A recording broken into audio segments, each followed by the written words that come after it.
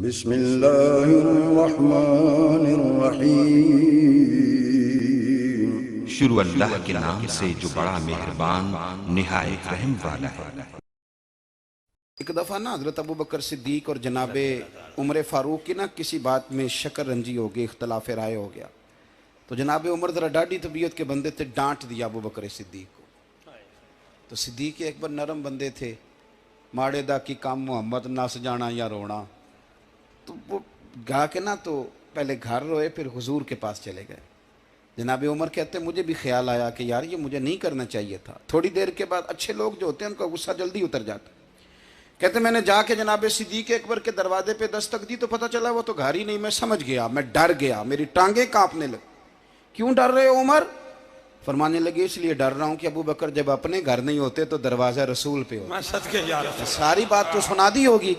فرماتے ہیں میں نبی پاک کی بارگاہ میں پہنچا، سامنے ابو بکر بیٹھے ہیں، پشت مبارک میرے کریم رسول کی کعبے کی جانب، چہرہ صدیق اکبر کی جانب، دونوں کی گردنیں جھکی ہوئی۔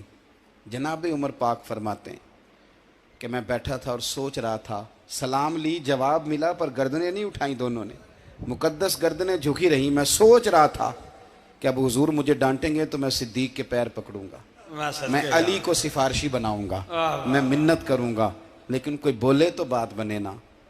کہتے ہیں جب دیر ہو گئی، یہ سکوت بھی بڑا مشکل ہوتا ہے، اوہو اگر کبھی وہ چپ کر جائے تو یہ بھی بڑا مسئلہ ہے، محبوب بھی چپ کر جائے۔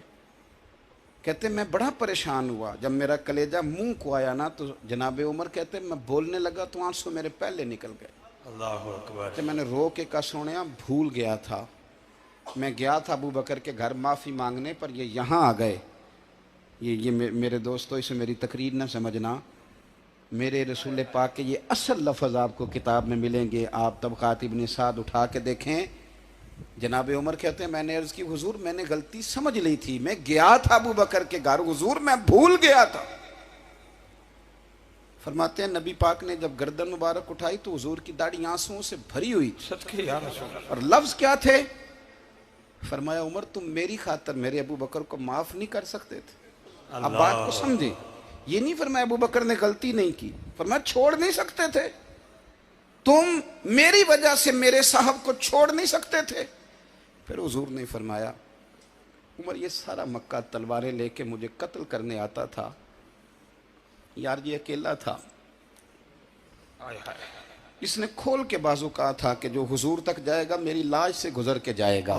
فرمایا دنیا بھول جاتی ہے، مجھے یاد ہے ابو بکر صدیق نے مال بھی دیا، اولاد بھی دی، میری خاطر چھوڑ نہیں سکتے تھے؟ جناب عمر کہتے ہیں میں اس کے بعد سمجھ گیا کہ میرے مصطفیٰ کی رضا اسی میں ہے کہ ابو بکر کو راضی رکھا جائے۔ سبحان اللہ۔ آپ مہربانی سنو، اب فوراً سنو، فوراً اس کے بعد نبی پاک علیہ السلام نا شارع ہیں دین کے، حضور جو چاہیں کسی کے لیے حلال کر دیں اور جو چاہیں کسی پر حرام کر دیں۔ ایک شخص نے کہا تھا حضور 3 نمازیں پڑھوں گا، اس شرط پر مسلمان ہوتا ہوں۔ فرمایا 3 ہی پڑھنا، کلمہ تو پڑھنا۔ حضور شارع ہیں، علماء اس لفظ کو جانتے ہیں، میں زیادہ کھولتا نہیں۔ ہر شخص کو اجازت ہے، اگر حقوق ادا کر سکتا ہے تو ایک وقت میں 4 نکاح کرے، اسے اجازت ہے۔ اگر حق دے سکتا ہے تو اجازت ہے۔ مولا علی نے بھی ارادہ کیا سیدہ کی موجودگی میں اللہ کہ میں دوسرا نکاح کر لوں، ساری کائنات کو اجازت ہے۔ تو سیدہ فاطمہ کے دل کو نہ تکلیف ہوئی، دوڑی آئی حضور کی بارگاہ میں۔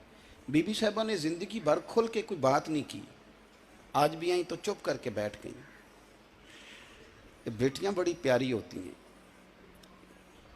ابا ہی انہیں بگاڑتا ہے، لاڈ ابا ہی دیکھتا ہے، کیا کریں مجبوری ہے۔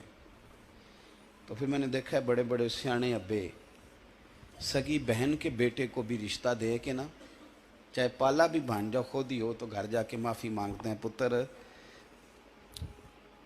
یہ جنی بھی خراب ہی نا میری وجہ تو ہی، تھوڑا خیال فرمائیں۔ بیٹی معاملہ بڑا عجیب ہے نا جی۔ تو سرور کائنات کے پاس سید آئیں تو تھوڑے آنسو آنکھوں میں آئے۔ فرمایا فاطمہ کیا ہوا؟ عرض کی حضور کچھ بھی نہیں، سب کو جائز ہے تو علی کو بھی تو جائز ہے نا، نکاح کرنا چاہ رہے ہیں۔ حضور نے خطبہ دے دیا، مسجد میں لوگ جمع کر لیے۔ آج کس لیے اجتماع ہے؟ جہاد کی تیاری ہے، کوئی نئی آیت آئی ہے، فرمایا آؤ سارے مسجد میں. خطبہ کتنا مختصر سا، مختصر توجہ ہے میرے بھائیوں کی. جی بسم اللہ. ادھر دیکھو میرے مختصر سا خطبہ، 2 حرفی بات. حضور فرمانے لگے بھئی میری بات غور سے سن لو، یہ جو فاطمہ ہے نا یہ میرے جگر کا ٹکڑا ہے، بدعت منی ہے، یہ میرے جگر کا ٹکڑا ہے. جس نے اسے راضی کیا اس نے مجھے راضی کیا، اور جس نے اسے ناراض کیا اس نے مجھے. ختم ہو گئی بات، 2 حرفی بات. حضرت مولا علی کہتے ہیں باقی سارے ایک دوسرے کا منہ دیکھ رہے تھے کہ آج اس خطبے کی کیا ضرورت. تو مجھے تو سمجھ آ رہی تھی نا. شیر خدا کہتے ہیں میں چپکے سے اٹھا اور سیدہ کے پاس گیا. میں نے کہا میں نے تو بات ہی کی تھی، تو پہنچ ہی گئی ہے. کہتے ہیں اتنی دیر میں حضور بھی آ گئے. فرمایا علی سن، سب کے لیے دوسرا نکاح جائز ہے، پر جب تک میری فاطمہ ہے تیرے لیے جائز نہیں. تو نہیں کر سکتا، تیرے لیے جائز نہیں. جناب صدیق اکبر کے لیے رسول پاک نے کہا میری وجہ سے چھوڑ نہیں سکتے تھے. سیدہ پاک کے لیے فرمایا جب تک میری بیٹی ہے تیرے لیے جائز ہے. ادھر سنو، قرآن مجید نے کہا قُلْ لَا أَسْأَلُكُمْ عَلَيْهِ أَجْرًا. ہم آیت تبرک کے لیے ہمارے ہاں پڑھی جاتی ہیں اور تبرک کے لیے سنی جاتی ہیں.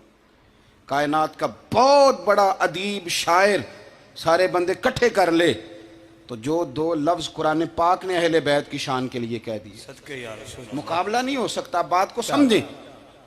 کسی درویش نے کہا تھا اصلاں نال جے نیکی کریے تے وہ نسلاں تاک نہیں بھول دے، تے بے اصلاں نال نیکی کریے تے پھل کنڈیاں نال تل دے.